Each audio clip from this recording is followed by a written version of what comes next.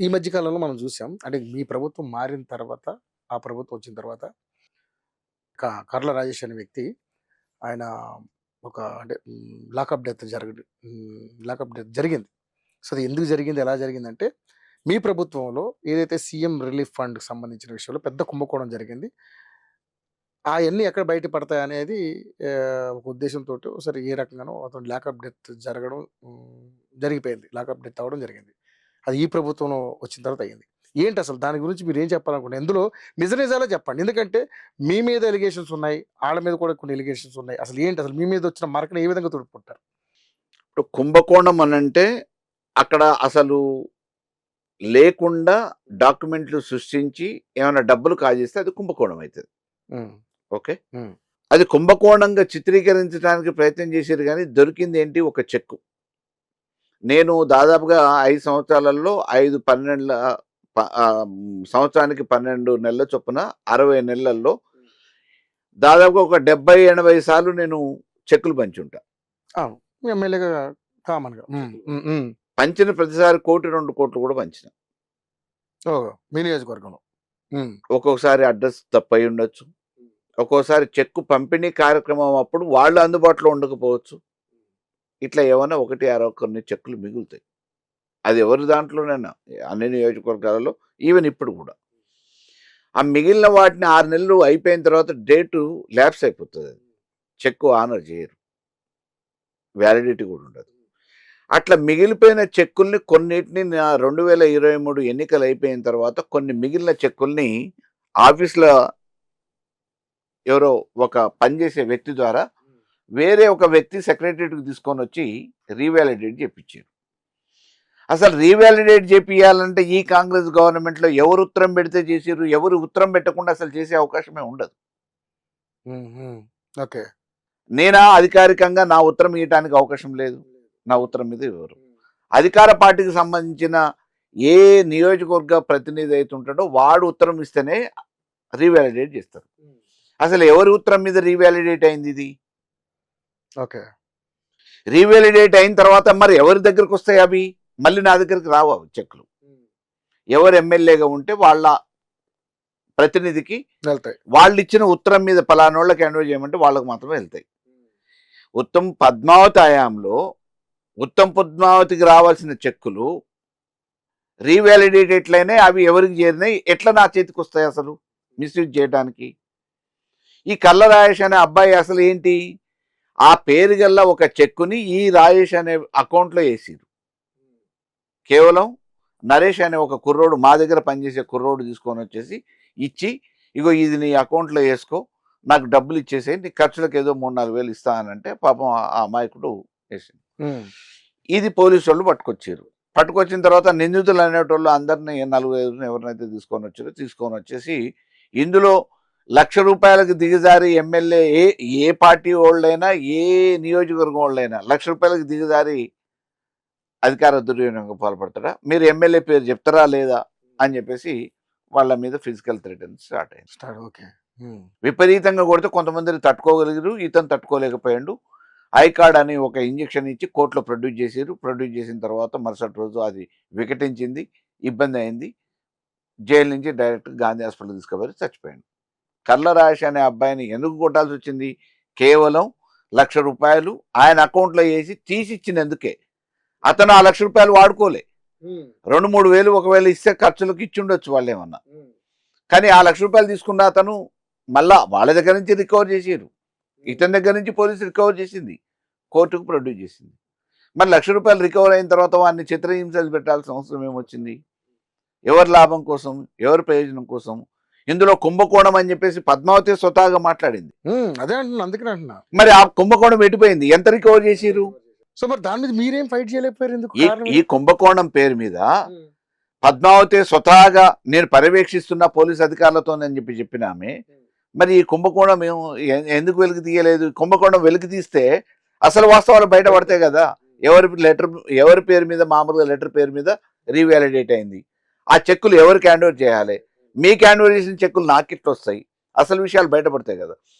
ఏదో రకంగా ఇంతకుముందు చెప్పిన కదా నేను, ఏదో రకంగా బురద చల్లాలి, అంటగట్టాలి అనే ఒక ఆలోచనతోని ఏది దొరకక చేసిన ఒక చివరి ప్రయత్నంలో ఈ సీఎంఆర్ఎఫ్ అనే పేరు మీద అమాయకుల్ని బలి చేసి నా పేరుని ఇరికియాలనే ప్రయత్నం చేశారు. రాజకీయంగా వాడుకుందామని అనుకున్నారు. అది కూడా సాధ్యపడలేదు. పాపం ఒక అమాయకుడిని బలి చేశారు.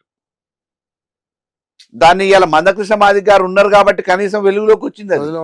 అదే లేకపోతే ఆ డెడ్ అబ్బాయి బాడీని చనిపోయిన కూడా చనిపోయిన అబ్బాయి కూడా ఎస్సీ సమాజం వర్గం చెందినవాడు. అందుకే ఉమ్, దళిత బిడ్డ ఉమ్, ఆ డెడ్ బాడీని కూడా ఎక్కడికక్కడ అనామకుడిగా ఉమ్. ఏదో నామమాత్రంగా పక్క పడిసిపోదామని చెప్పి చూసారు. బా. దాన్ని ఒక ఆ దళిత సంఘాలు కానీ అక్కడ ఉన్న సామాజిక కార్యకర్తలు కానీ ముందుకు వచ్చేసి దాన్ని బలవంతంగా వెలుగులోకి తీసుకొచ్చారు. మళ్ళీ రిపోర్ట్స్ పోవటం కూడా ఈ మధ్య కాలంలో అయింది. ఆనాటి నుంచి ఈనాటి వరకు మందకృష్ణ మాదిగ గారు ఆ కుటుంబానికి అండగా ఉండి పోరాటం చేస్తున్నారు. అసలు వాస్తవాలు వెలుగులోకి వచ్చిన దాకా నేను కూడా కొద్దిసేపు వెయిట్ చేయాలని చెప్పేసి అని అనుకున్నా. అన్ని వాస్తవాలు వెలుగులోకి వచ్చిన తర్వాత మందకృష్ణ గారు పోస్ట్ మార్టం రిపోర్ట్ కానీ, ఫిజికల్గా ఐ కార్డ్ ఇచ్చిన ఇంజెక్షన్ కానీ, తర్వాత కేసులో ఏ రకంగా రిమాండ్ చేశారు, ఎట్లా రిమాండ్ చేశారు, దీంట్లో జరిగిన అవకతవకలు, దీంట్లో ప్రోద్బలం ఎట్లా జరిగింది ఏందనే విషయాలన్నింటినీ ప్రపంచానికి వెలుగులోకి తీసుకొచ్చిన తర్వాత ఇది కేవలం నన్ను ఇబ్బంది పెట్టడానికి అనే విషయం కూడా వారు నిర్ధారణ చేసిన తర్వాత ప్రపంచానికి తెలిసిన తర్వాత నేను కూడా ఈ మధ్యకాలంలో ఆ రాయేష్ విషయాన్ని బహిరంగంగా ప్రపంచానికి దాటే విధంగా కార్యక్రమాలు తీసుకోవడం జరిగింది. అంటే రాజకీయంగా ఇబ్బంది పెట్టడానికి అప్పుడేమో అధికారంలో నేనున్నప్పుడు బురద జల్లే ప్రయత్నం చేసిరు. ఇప్పుడు వాళ్ళు అధికారంలోకి వచ్చిన తర్వాత రుజువు చేయడానికి కూడా బయటికి వెలుగులోకి తీసుకురావడానికి కూడా ఏ అవకాశం లేక ఈ ఒక్క కేసులో ఏదో రకంగా ఖద్దరు చొక్కాలు, కాకి చొక్కాలని వాడుకొని కాకి చొక్కాలు వేసుకున్న వాళ్ళు ఖద్దరు చొక్కాలకి తోడు బులికితే ఏదో అంటగట్టి మామూలుగా రాజకీయంగా నన్ను బదనాం చేద్దాం అనుకున్నారు. అది కూడా పారలేదు. ఇది ఒక చిన్న ఉదాహరణ. సో మరి రాజేష్ విషయంలో నిజంగానే మరి ఒకవేళ మీ హయాంలో అటువంటి అవినీతి ఉండకపోయి ఉంటే సరే ఇప్పుడు వీళ్ళు దాన్ని ఏదో మార్చి వాళ్ళ దాంట్లో వాళ్ళు వాడుకునే విధంగానో ఈ చెక్కులను వాళ్ళు బదిలీ చేసుకునేది చేశారు. కానీ మరి మీరు ఎందుకు హైలైట్ చేయలేకపోతున్నారు? ఎందుకంటే మీ మీద ఒక మరక పడ్డది కదా, దాన్ని ఎందుకు రూపుమాపుకోలేకపోతున్నారు? మీరు గట్టిగా స్ట్రాంగ్గా ఎందుకు ఫైట్ చేయలేకపోతున్నారు? గాలి కబుర్లతోని వాళ్ళకి ఆ రకమైన విషప్రచారం చేసే సాధనాలు ఉన్న తర్వాత, యంత్రాంగం ఉన్న తర్వాత, నేను కాకి లెక్క ఏ కాకిన ఏం మొత్తుకున్నా కానీ ఏం పోతుంది అది? ఇవాళ పేపర్లు వాళ్ళ ఆధీనంలో ఉన్నాయి, వార్తలు రానియరు, మీడియాలో రానివ్వరు.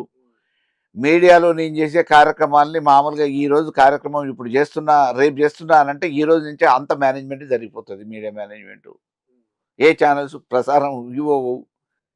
సో మీడియాను కూడా గట్టిగా మేనేజ్ చేస్తున్నారంటారు. వార్తా పేపర్లలో రావు, మీడియాలో రానివ్వరు. అక్కడ అది వాస్తవమైన మాట్లాడేటోడు ఉంటాడు. ఓకే, ఆ రకమైన మేనేజ్మెంటులో పెట్టింది పేరు ఉత్తమ్ కుమార్ రెడ్డికి. ఆయనకు రాజకీయ ప్రత్యర్థులు ఏముండదు. అన్ని ఎలక్షన్లలో మేనేజ్మెంటే ఉంటుంది. అటో ఇటో కంట్లో నలుసు లెక్క నేనున్నా.